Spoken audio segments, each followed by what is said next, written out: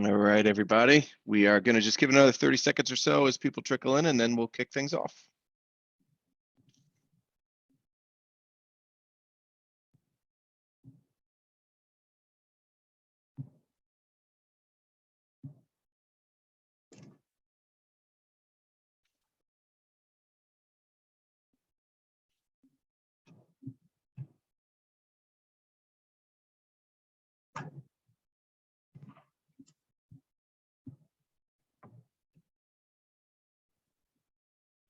All right, let's get going. So, Jack, take it away. We'll kick things off. All right, so thanks everyone for joining. For those of you who don't know me, my name is Jack Nickla with DRP Solutions, an account executive here. I've been with the company going on 6 years now, and we've been working with Datto for 5+ years. Datto is one of our premier backup and disaster recovery platforms that we use, mainly for business continuity. So it is definitely something that our technicians and everyone here is well versed in, and one of the products that we definitely like to put out to our customers, talk to, and access. So what we're going to do today is I'll turn it over to Michael in a bit, and he'll go through the current cyber threats and how Datto and ourselves can play a role in the business continuity, and how we can utilize their product in helping you on a daily basis. So with that, I'll give it over to Michael. All right, great. Thank you so much. So my name is Mike DePalma. I'm the Director of Business Development for North America here at Datto. We're a backup disaster recovery company. We're based out of Norwalk, Connecticut, so about 40 miles east of Manhattan. We're in our 15th year now. One of the things that was kind of unique to us, especially early on, was the idea of business continuity. Continuity of operations was something that was available at the enterprise level for years. And we've seen it kind of be adopted more and more at the small to medium-sized business level. It's something that's really been critical in combating a lot of these threats that we're seeing out there. So I mentioned we're based in Norwalk. We do have 2,200 employees worldwide in 23 different offices. We also have our own private data network. So we've got 9 data centers around the world, protecting over an exabyte of data. So if you want to have some fun and Google that and count the zeros in an exabyte, it is a massive amounts of data. It's one of the largest private data center networks in the world. We have 2 here in the States, 1 in Pennsylvania, 1 in Utah. So the data always stays in the country in which it originates in. But we'll get into a little bit about those locations in a little bit. Before we get started, I want to run a poll question because we can kind of tailor this presentation as we go here. I just want to get a sense of where's my mouse here? Where people stand in terms of where they're at backup wise. I'm having a little bit of trouble because I cannot see my mouse here. All right, there we go. So launching the poll. So, what are you currently using on the business continuity side? Is it just the traditional on-premise file level backup? Is it strictly offsite? Is there a hybrid of the two where you have some data being backed up on-premise, some of it being backed up offsite, or is it a full image-based backup, the business continuity type piece? And it's completely okay to say you're unsure. These are kind of terms that we talk about all the time in the industry, but I completely understand it if you don't. And it sounds like we have a pretty good mix of a little bit of everything, which is good because we're going to go through some of the capabilities of each of these, and some of the gaps in some of these, and the idea that these criminals, they are very focused on how you're backing up your data, and more importantly, what your cyber resilience plan is. And so thank you all for those answers. And so we'll get back going and we'll get back into the presentation. So, when we think about where we stand right now, and you see stats all over the place, that doesn't matter where you're getting your news, stats keep getting scarier. There's some of them I pulled out. You could look up on the screen, and you looked at, I think one of the big takeaways here is that when we look at who's being attacked, a lot of times we're thinking the large enterprises or hospitals or municipalities, right? These are the stories that make the news. What we're seeing is more and more, the majority of these attacks are starting to occur at the small to medium-sized business level. And there's a lot of reasons for that. You might feel secure. My data isn't necessarily that valuable on the dark web. Why would anybody spend any time attacking me? The real news is that they don't really care for the most part what your data is. They don't care if it's any value for them to sell it. They just know that you can't operate without it. And that's why when you hear the phrase, ransomware and the fact that these criminals are holding your data for ransom, again, they just know that you can't operate without access to that data. That's the world we live in, right? We're in the data-driven age. And so as we become more tied to our technology, the criminals are going to start exploiting that. They are very opportunistic. And there's a lot of great technologies out there. And I think one of the misconceptions here, when you start thinking about cyber resiliency and how you're going to combat these things, is that backup specifically, and cyber resiliency is not a product you can go buy off the shelf. There's not a commodity where you can go out and say, okay, I need a backup. Here it is. I'm good to go. It really is a culture of security. So it has to do a lot with the technology, but as cliched as it sounds, it does start with the people in your organization. That's why we do a lot of these educational webinars. We want to make sure that everybody understands the threats and understands what everybody needs to be doing. That ties into the process part of things, right? What is the process? If you are attacked, what are those next steps? I can tell you, before I came to Datto, if I was sitting at my desk and I clicked on an email I wasn't supposed to, and this scary red screen popped up saying all your data is encrypted, my first reaction would probably not be to go walk down the hall and tell my boss, right? I would sit there and try to fix it on my own, or call a buddy who's, super techie and help me out here. And the longer I'm doing that, the longer these criminals have to go in and get their fingers into everything that they want to get in. So understanding that process. Okay, here's where the buy-in from the people, that comes from education, it comes from things like this, comes from defining the policy into the processes. What is everybody responsible for? Who has access to certain data? I'll get into the importance of that. And then ultimately there, you have this stack of technology which comes in. But if you're not checking off all three of these boxes, you're going to have vulnerabilities. And so I mentioned some of the large stories that we see, right? Those are the ones that make the news. You could go search on Google right now, ransomware attack, you'll have 1,000 new results.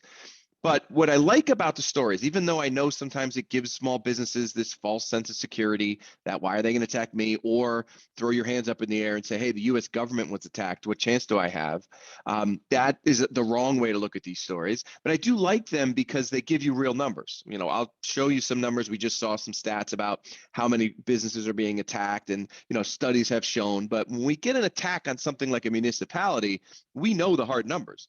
They have to go back and talk to the taxpayers about, hey, we need more money to go alleviate this problem. So there was a couple of years back, there was a huge spree on attacks on large municipalities. New Orleans was hit, city of Hartford was hit, Baltimore was hit.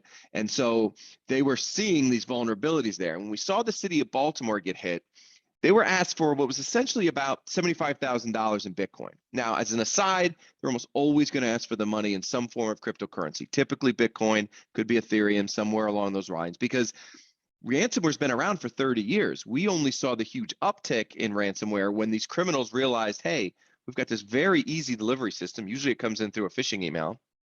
And we can now marry it with this currency that we know can't get tracked back to us. We're not asking for a credit card payment or any ACH payment. Now all of a sudden they saw, hey, there's a huge amount of money to be made here. So they were asked for $75,000, not necessarily enough to break the bank, right? It's the city of Baltimore, but government stance is you don't pay the ransom. And so they decided, hey, we're going to go restore all of our systems. And what happened was it took them 3 weeks, with some of the servers even more, but 3 weeks on average to get all of their systems back up online. And at the end of the day, they had to go back and say, hey, we need more money for this. This attack actually cost us $18 million. This is the math they want you to do. It's obviously scalable, but it's pay me $75,000 or come call me in 3 weeks when that impact has now been $18 million. That could be scaled down to a $2,000 attack and a $200,000 impact. This is the leverage that they have. So when we think about how we're going to win this battle against them, we have to understand where their leverage comes from. And so if they're going in and they're attacking your data, yes, if you've got no backups, you've got no other recourse but to pay. But really it comes down to what kind of downtime are you going to incur? And if you could start doing the math around that, and you say, hey, I'm going to be down for a week or 3 weeks. Well, hey, it's much more cost effective to go pay the ransom, right?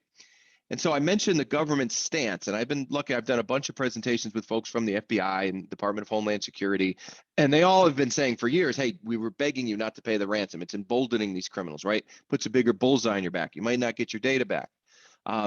They finally put out an official statement, the Treasury Department did back in 2020, specific to ransomware. And what they said within this statement is if you pay the ransom, you're actually at risk of violating the law.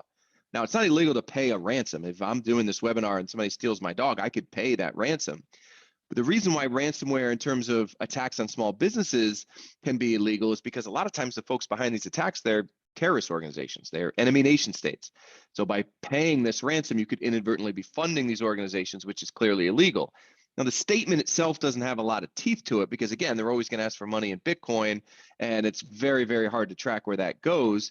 But it shows you the direction the government's going in, right? They're going to put all these regulations and statements into place, and none of these things are going to help prevent these attacks from happening or even help to catch these guys. What they're doing is they're shifting the burden over to you, saying it's your responsibility. You better be able to survive these attacks. And if you pay, well, now you do have to report that. They just passed legislation, it was just signed into law about 2 weeks ago, that if you do pay a ransom on a ransomware attack, you have to report that within 48 hours. Again, they're trying to make it so that it's your responsibility, and we're going to take paying it even off the table altogether.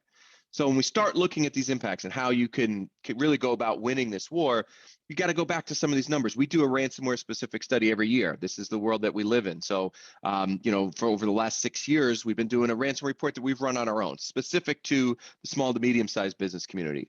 And what we saw last year, it's kind of predictable. The big uptick was in the healthcare industry, who had more pressure on themselves. Industry had more pressure on itself than the healthcare industry over the last couple of years. So criminals are opportunistic. But if you take a step back, the more important piece of this is every single industry is vulnerable. Again, 10 years ago, criminals would go after the companies that had proprietary information that might be very valuable. Now with ransomware, they don't care what your data is. They can cast this huge, large net. So it doesn't matter what industry you're in, you are under attack right now. It's not, I know it's another cliche term, but it's not a matter of if, but when. And the government has said that directly as well. When the FBI Director Wray was on the floor of Congress last year, he was very open and honest about nobody could look you in the eye and say that 100% of the time these attacks will be stopped from attacks that are happening now and the ones that are happening tomorrow. So it really is, if you're going to really try to leverage the tools that you can access to combat this, it really needs to go beyond just security. Because what we saw within the folks that were attacked, 6 in 10 of them had some form of anti-malware filtering in place. A lot of them had endpoint detection. Doesn't mean you shouldn't have these. But again, it's one piece of a multi-layered approach, and it's always evolving. I equate it to somebody that goes to the gym a lot, right? You can get all nice and buff and you look good, and then you stop going to the gym. You can't just clap your hands and say, okay, I'm done, right? You need to constantly be taking care of yourself. It's the same thing with your cyber resiliency. Something that you bought 5 years ago, most times has now evolved, and the criminals see what's out there and they evolve. And it has to be this constant process of keeping yourself ahead of things. So on the beginning side of things, on the cybersecurity side, you want to put a lot of these tools in place, and they're great because the criminals will follow the path of least resistance. And so if you're one of those companies that does have a strong cybersecurity plan, your risk of getting attacked and the attacks getting through are going to be much less, but it doesn't mean that they can't get through. And in our study, and we've seen it year after year, and every study, again, goes back to that story of the city of Baltimore, the biggest impact is not the risk of losing the data altogether. The biggest impact is the loss of productivity, money that you're never going to get back. And we were, before the webinar started, we were talking about some stats, and there's a lot of them. FEMA put out a statistic last year that said that 60% of businesses that were down for a week or more closed their doors within 12 months. This came from FEMA. They were talking mostly about natural disasters, but downtime is downtime.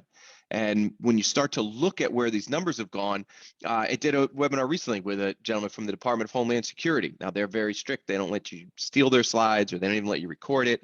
But he said openly, so I don't mind sharing it, their average length of downtime that they're seeing on a business that's attacked by ransomware is 16.2 days. So the numbers are going to vary. But you start to put that in perspective. What would happen if you didn't have access to any of your systems for 16.2 days? For the most part, that cost is going to be far greater than whatever they're asking for. Because I can remember in 2018, I would go on stage and present the findings of these studies. And I remember the number was $4,300 was the average cost of a ransom payment. The average impact was 10 times higher, over $45,000. That was the screen where everybody would take their phones out and take a picture of. Look at where those numbers have gone just in the last 3 years. The average impact right now is over $300,000. The government will tell you it's actually over $1.7 million. Now, this obviously, it's hard to kind of group all of these and aggregate these together and say what the impact is, because it's going to be specific to your business, but it doesn't matter. The math is always going to be there. It's that cost of downtime. How long are you able to get back up and running? Is this going to be a day, a week, 16.2 days? It really comes down to figuring that out, because that's the reason why people are paying. That's the impact they're having on our economy. They're looking at supply chains and they know, well, maybe I can't get the big guy, but I can get somebody in the supply chain and it's going to make everything below it fall apart. So the scariest stat within this, and the reason why we do these webinars, is that when we talk to the business owners, only 3 in 10 of them were highly concerned, even though we saw an uptick in ransomware attacks throughout the pandemic. 7 in 10 folks out there were not highly concerned about these threats. The scarier part about that, it was 41% the year before. It actually is going in the wrong direction.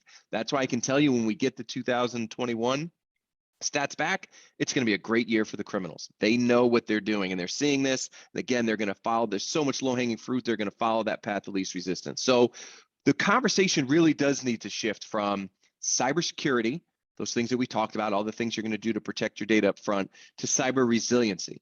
And we follow what's called the NIST structure, the NIST framework in terms of security. There's a lot of different frameworks out there. I would just suggest pick one and stick to it. But what I like about NIST is it's very simple to understand. So when you look at what you need to do to protect your data on the cybersecurity side, first thing you want to do is you just want to identify everything you have and identify any potential gaps you have there, right? Let's do a full assessment. Let's take a look at what you have. A lot of times it's a great exercise, even if you feel very comfortable with what you have in place, getting a second set of eyes and saying, okay, here's what gaps you might have. Then you go in and you say, okay, here's what we're going to do to protect that. All of those things fall into place there. That's the security side of things. But when you start to think about cyber resiliency, it really is, okay, here's what we're going to do to stop them. If it does get through, what are those next steps? How quickly are we detecting one of these attacks? Criminals, what they love to do is get in there and stay quiet for a little while and try to get their hands into everything that they can. And then after they've done that, now all of a sudden, okay, here's the ransomware attack. And meanwhile, you go try to get your data back and it's been encrypted for weeks, right? So you want to be able to detect it as quickly as possible and then jump in and respond to it as quickly as possible. Because ultimately, you want to speed up the point in which you could start that recovery. And when I mean recover, I mean truly get your business back up and running. Everybody in your office having access to everything that they need. This is the way to try to figure out where cybersecurity fits into an overall cyber resiliency plan. The other way to look at it, and I like it this way as well, because it really illustrates what an attack looks like, is there's certain things you're doing on the left-hand side of the screen. We call it the left-hand side of the boom being whatever that attack is, whatever that cause of downtime is. There's things that you're doing. Those are the identification. There's the protection side of things. But what happens on the right-hand side of the boom? How prepared are you? It goes back to where the processes are. How quickly are you able to get that everything in motion? Because what the criminals are doing on the left-hand side of the boom is they're sitting there and they're doing some reconnaissance. A lot of times I talked about these phishing emails. This is not the email from your long-lost uncle saying, hey, pay me $5,000. I'm going to make you a millionaire. No, we all give a lot of information about ourselves out on the web. We have to. You can go to my LinkedIn page, find out where I went to college, and say, okay, well, there's a 20-year reunion coming up, Mike. So here's an email, here's a hyperlink to get all the information you need. And I'm going to click on it because it looks like every other email from my alumni association. So they're doing all of this work on the front end, saying, okay, we're gonna make sure that this email looks good. Then they're gonna go out and they're gonna weaponize that. Hopefully they get through. They're gonna exploit it, and now all of a sudden the boom occurs. So in the meantime, they're over there waiting for their money, or maybe they're even stealing data, or whatever they're doing. What are you doing to combat that? How quickly did you detect that? How quickly was somebody from your IT team able to jump in and start to respond to that issue? And then ultimately, what does that recovery process look like? What is everybody in the office doing? Is it going to be a week off? Is it going to be a snow day? Nobody has to work? Or is it going to be, nope, we're going to get everything back up and running and you're going to be back up and running? That's what we're trying to look at. And the other one, and we can acronym you to death, obviously, in any kind of tech webinar, but the piece that you really need to incorporate into your cyber resiliency plan are two acronyms that are extremely important. One, the left-hand side of the screen, that's your recovery point objective. This one's a simpler one to answer, but still needs to be part of your incident response plan. Simply saying, how much data are you at risk of losing at any given time? You taking backups hourly, then okay, you say I could lose an hour's worth of data. It's not going to break the bank. Maybe it's daily, Maybe it's every 15 minutes. Everybody's different. But identify that RPO and make sure that you're meeting that goal. And one of the caveats to that is obviously you have to test these backups, because if you're not, you can get hit and say, okay, well, I can go take the time machine back an hour. Turns out your backup's been failing for 3 weeks. Now that star has just jumped from 1 hour to 3 weeks. So you have to be able to identify that. If you're filling out any sort of application for cyber security insurance, they're going to want to know these things. They're going to know how often you're taking your backups, who's testing those backups, is there reporting available that you can show me that these are being tested.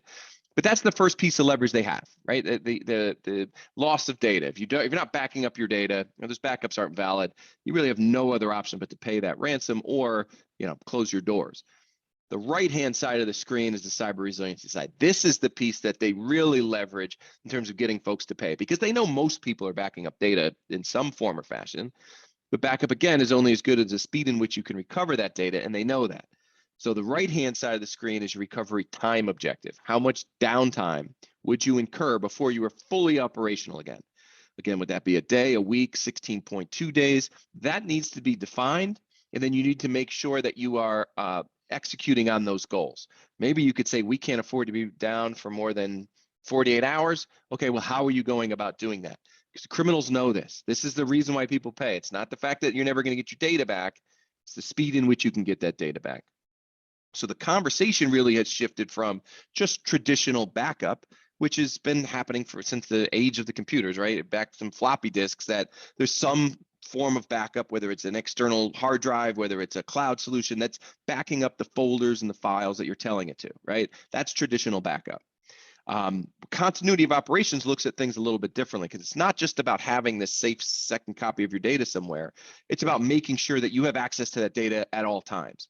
So what business continuity does is it takes a full snapshot of that server or that critical workstation. So obviously it's not going to miss any volume. It's going to capture all the files and folders, but it also captures the operating system, the applications. It's a true full image mirrored over to, on the case of Datto, we have an on-premise device, subsequently sent off to those 2 data centers that I mentioned, right? One in Pennsylvania, one in Utah. So 3 full copies of that data.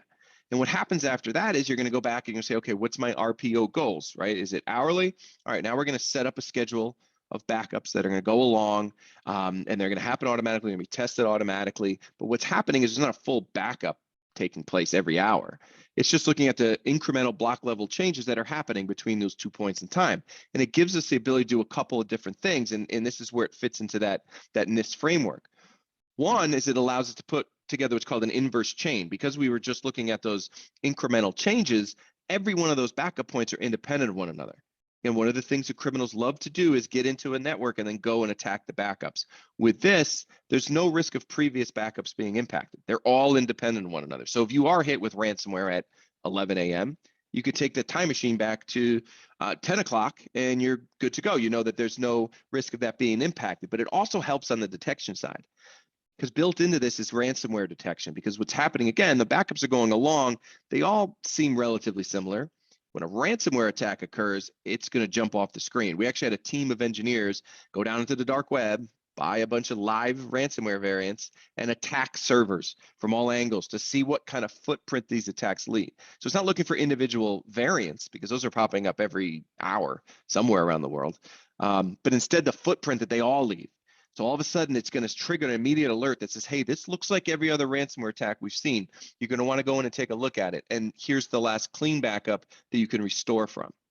So that helps on that detection side as well. But ultimately, what this is trying to do is give you access to your data at all times. And it gives us the ability to spin up what's called a virtual instance of that server from either that local device or from either in the data center. So now your first reaction, again, back to the processes that are in place, your first reaction when you're attacked is not to say, okay, let's go order a new server and then start the restoration process. We'll see how long that takes. Your first reaction needs to be, nope, I got to get everybody access to everything in that system. So again, it would just be a call over to Jack and his team, and they would be able to say, okay, John down the hall clicked that email he wasn't supposed to. Give us a call. We could now spin up this virtual instance of that server, and this will now be operating as your server. Everybody who had access to that server that was encrypted now has access to all the tools that they need. It's a true production environment. You can take active backups while you're in this state. You could be in the state for several hours, days, weeks, as there's forensics being done to that device. But you want to see if there was some data stolen. Meanwhile, everybody in the office, if it's happening at the local level, for the most part, won't even know that that failover occurred.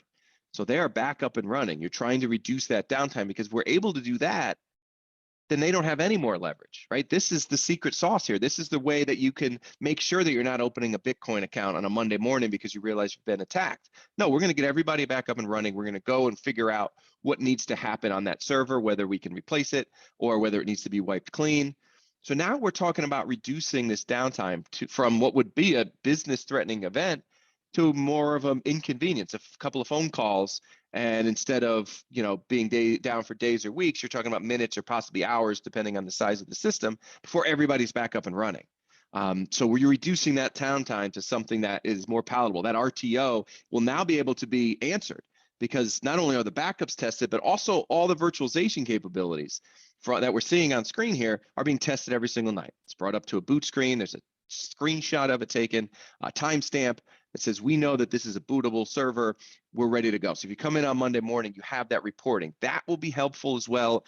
Go back to the cybersecurity insurance discussion. If you've tried to apply for that lately, that packet keeps getting thicker and thicker.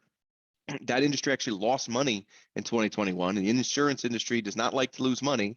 So they're reevaluating the underwriting process and deeming a lot of businesses uninsurable because they can't provide the reporting and all of the tools needed to be able to combat these threats. It's too much of a risk for them. It's either that or your rate's going to go way, way up.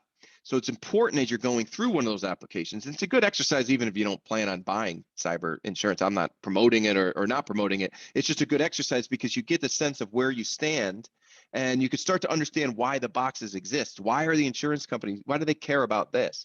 Well, one of the big things is backing up your data, who's testing your backup, is it in multiple locations, and how fast can you get that data back up and running? They don't want to pay on claims. So if you could show this, it's kind of the smoker versus non-smoker. You're a healthy cyber resilient organization. You have the ability to do this either locally or if there is some form of natural disaster, some sort of disaster to that site. You have the ability to do the exact same thing in terms of virtualization from either one of the data centers.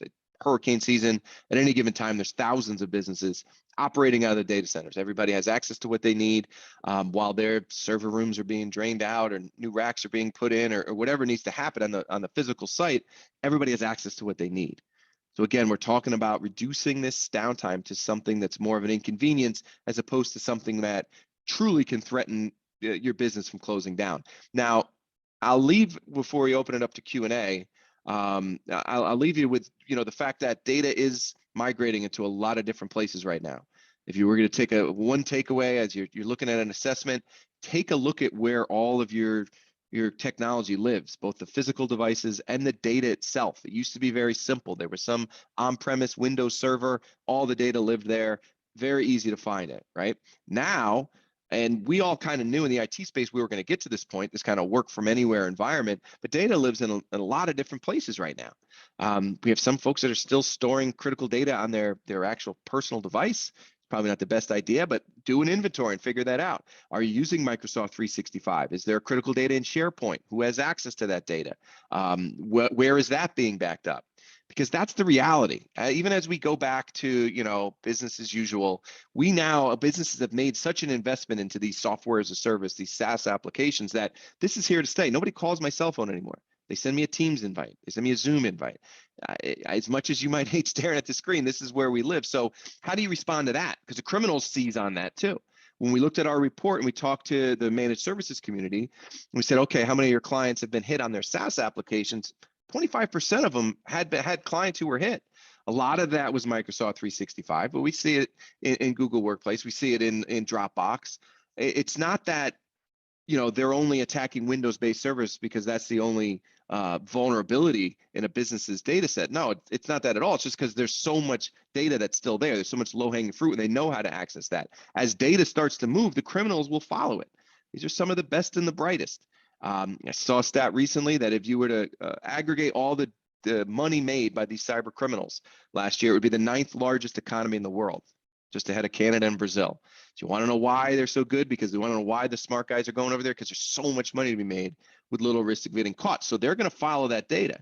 And you could see it, anywhere you consume your news, you could see all of these attacks on all of these different types of software as a service applications. And most of the time, It's because of user error. Back to that original slide, people, process, technology. So Microsoft's cloud is very secure. That's not how criminals are getting in. They're not getting in there through brute force. No, they're waiting for somebody to open the door and let them in through a phishing email, through something like that. And all of the main SaaS applications, they have this called the shared responsibility model, which is essentially saying, yeah, they're gonna guarantee the security of their cloud, that brute force type attack. But the data that lives within it, that's the responsibility of the tenant, and they will openly say that. That's in their SLA.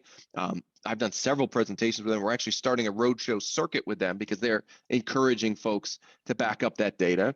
But it's very black and white into what they're saying they're gonna protect. And yes, there's a junk box that'll sit there for 30 days. None of that's even guaranteed. There's data sets limits to that, but they know that there needs to be a third-party backup, and Google has essentially the same thing. And when you want to see exactly how these criminals are exploiting this, there's a couple of things, and I'm sure Jack could attest to it. A lot of times you implement something like this and everybody gets admin access, carte blanche, here you go, everybody's got admin access because it's easier to do. Criminals love that. So again, when you're going through that evaluation of all of your data and all of your systems, find out who has access to the data. You want to make sure that they do have what they need, but that they only have access to what they need. Because you don't want one person that can possibly be attacked or even maybe be a malicious insider have access to everything, even if it doesn't apply to their job. So a couple years ago, back before the pandemic, our last large DattoCon, we call it, it's a big, large convention, 3,000 folks from around the world. We hired a guy by the name of Kevin Mitnick, and you could Google him. He's a very interesting story. Back in the 90s, he was on the FBI's most wanted list. One of the most notorious hackers in the year. He was in the world. He was caught, very high profile arrest. He goes to jail. He comes out. Now he works with the good guys. He's kind of what we call an ethical hacker. And we hired him to come to our conference to show a virus that he actually created. This was not a click through, a theoretical. He said, if I was still on the bad side right now, what I would be doing is I would be attacking Microsoft 365. And he called it Ransom Cloud. Remember, this was June in 2019, pre-pandemic. And what he was able to do is he put two laptops up. I can give you, if anybody wants to see the demo in action, it's a 7-minute video. It was very quick, but an email comes in. Again, it looks very legitimate. It's got all the logos on it. You sit through a webinar like this, you get something from Microsoft. You need to update your anti-spam pro. Okay, let's do that. I got a meeting at 9 o'clock. It's 8:30. Let me just get this update. All I got to do is click this accept button. And once you click that, every single email is now encrypted. And oh, by the way, I go back to if you had admin access, this can now infiltrate the entire domain. The only email you could open is this pretty red pay me some money screen from Mr. Mitnick. And just think about that's now coming on 3 years ago. Think about how much that technology on the criminal side has evolved. Now, he already thought about that pre-pandemic, that this is where data is going to live. So if I was a smart criminal, this is where I would be focusing right now. While all my criminal competitors are still dealing with on-premise stuff, I'm going to go and I'm going to start attacking these systems. Think about how much that's evolved. And that's the reason why we're seeing the need to back up all that data. So when you look at an inventory, you're looking at where does it live? Does everybody who needs access to that data have access to it? But do they only have access to the data that they need? So these things are all very critical. I'm going to pull up another poll question, and then I do see some questions coming in, so we will get to Q&A. We have plenty of time here. So second poll question, I will launch it now, is after this webinar, how comfortable do you feel about your cyber resiliency plan? Again, I always encourage that second set of eyes to come in there and take a look, but you can watch something and listen and say, yeah, I check off all these boxes, which is great if you feel confident in that. For the most part, it's always good to have a professional come in, take a look at what you have. Is everything protected? Are there any gaps that need to be addressed? Or, help you fill out an insurance application, something like that, something along those lines.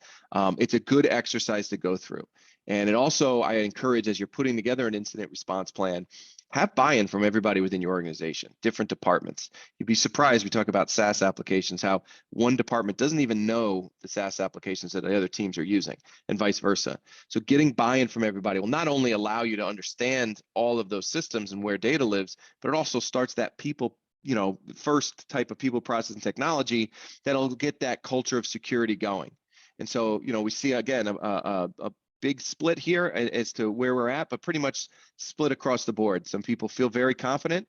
Some people are in that somewhat confident, and there's clearly a couple folks that definitely need help right away. But I guess, Jack, I could bring you back on for some parting thoughts, and then, we can take some Q&A here as well. Yeah, I mean, it's all very informative. As I'm sitting here, I kind of wanted to just hammer one point home, and this is very important for all of our customers and prospects, and I think everyone on the call. There is a huge difference between a backup solution and a business continuity plan, and Datto is offering that business continuity plan. Everyone, the big buzzword these days is, do you have a backup in place? And as you know, Michael, like I said, there's a huge difference between a backup solution and business continuity. Customers that have a backup solution in place that's backing up flat files and data, that's a start. If something happens, if ransomware attacks, at the end of the day, the data is most of the time protected and it can be recovered. But at the end of the day, how great is that if you're down for 2 weeks, like you were saying? And with Datto, the customers we have utilizing Datto, we're confident in that efficient process and getting them back up. So when they do make that call to us and say, hey, listen, we're having an issue, we have rent, whatever the case may be, we're confident that we can get them back to business within the hour. And then at that point, we can take over and work through what has to happen. But like I said before, it's great if you can get the data back. But if you're down for 2 weeks, who knows if the business is going to recover from all that downtime? It's exactly right. Crucial. I think that's the big takeaway, is to start to understand that. A couple of questions coming in, and I can take a stab at the first one. Do data backups cover things saved locally on the desktop or only to the server or cloud? And any of those things, all of the above. I mean, the on-premise device, typically there's an agent on the actual server, but there could be critical workstations that are backed up to that as well. There's also an image-based solution for that. But I'll kick that back over to you, Jack. I mean, when you're doing one of those evaluations, how would you answer that question? Yeah, so when we're evaluating an environment, we're looking at, the business operations as a whole. So if we're putting a Datto solution in place, it's like I said before, we have to identify what operations need to get back up and running. So that's what we're going to do, whether it's from a workstation level server or anything else. Let's identify what needs to function in order to operate that business, and then from there we can determine, the best solution going forward. Absolutely. Another question coming in. I think I understand the question. So we outsource our financial operation and our email and documents are Google. We previously had cyber insurance. Do I really need it? I wouldn't give insurance advice, but I would, again, needing to know a little bit more environment. But I don't know, Jack, if you want to take a stab at that. So they've got a lot of their stuff up in Google. They've had cyber insurance. Is it something they need to keep? Yeah, when it comes to cyber, it's one of those things that we do help our customers with. We don't provide it, but any one of our customers, typically the process is they'll talk to their insurance provider, whoever is offering at that point, and we'll assist with filling out documentation and providing what they need. I mean, over the years, it's gotten very extensive. So if they don't have certain things in place, like a business continuity, like a Datto, it's becoming tougher to actually get that liability. It's definitely something we would recommend. It's everything helps. Like you said before, it's becoming such an issue, and there's a lot going on right now in the world with cybersecurity and everything else. We always look at layering everything. So when it comes to Datto, layering, that's a good business continuity plan, and then from there also, what is the liability insurance that you have in place for that? Yeah, absolutely. And I think it's one of those things that if you're going to fill out any sort of cyber insurance application or review your existing application, bring in folks like Jack and his team, because I think once you can't really answer that question with a broad answer, because everybody's environments are different, everybody's RTOs are different, and all those different types of things. So understanding it, then you can understand, well, maybe you are overpaying for this because you don't really need it, or hey, there's a huge gap here. This is where you need that to tie in. So I think it's a part of a larger conversation. Yeah, and a lot of times we find, like you said, there's gaps. So when there's gaps, all of a sudden that premium is going to be higher. But if we can fill those gaps with a solution, that insurance becomes more feasible if you have the right product and infrastructure in place. Yeah, absolutely. Another good question coming in. So BCDR includes disaster recovery. Is the plan different when the issue is a fire or a flood versus a cyber attack? The simple answer is no. Downtime can occur in a lot of different ways. It could be a hardware failure. So the system, the process itself, the plan itself doesn't change. It still is, hey, let's get everybody back up and running, regardless of what caused that downtime. Would you agree with that, Jack? Yeah, so I'd say a lot of times that we're dealing with a Datto appliance that we have in place, more often than not, it is some sort of hardware failure, which also is a relief for us because we know if we have a Datto solution in place and there's hardware failure, we can continue business as usual. And then from there, we can fix that hardware, either fix the piece of equipment that's broken or replace it at that point. But at the end of the day, like you said, regardless of what disaster you're looking at, it's the same. They're back up and running as if nothing ever happened. Right. Yeah, I think when you think of incident response, incident can be a physical failure. It can be a cyber attack. It could be a natural disaster. All of those things are the incidents. So when we looked at the right-hand side of the boom, left-hand side of the boom, that boom could be a lot of different things. So, all right. So another one coming in. This is about, all right, duplication is so important. How do you protect the offsite data backups? And I could start with that as well. So, it helps that we manage our own data centers. We don't use any third-party data centers. So those we control. And it's got military-grade encryption and at rest up in those data centers into what's called an immutable cloud. So the data cannot be changed once it gets there. We can't change it and nobody can change it. So there's not a risk of anybody going in there and attacking it. And the reason why we chose those two locations is very simple. They're on opposite sides of the country. So we've got, one on the East Coast here, and we've got one out in Utah, so that if there is some form of true natural disaster, and okay, your server goes down, and now your on-premise backup goes down, and you're here in the Northeast, and something happens in Allentown, Pennsylvania, well, there's another copy of your data out there. So there's a lot of ways that we're protecting that data, both on the security side of things, but also on that redundancy side of things as well. I don't know, Jack, you have anything to add to that? No, I think you covered it.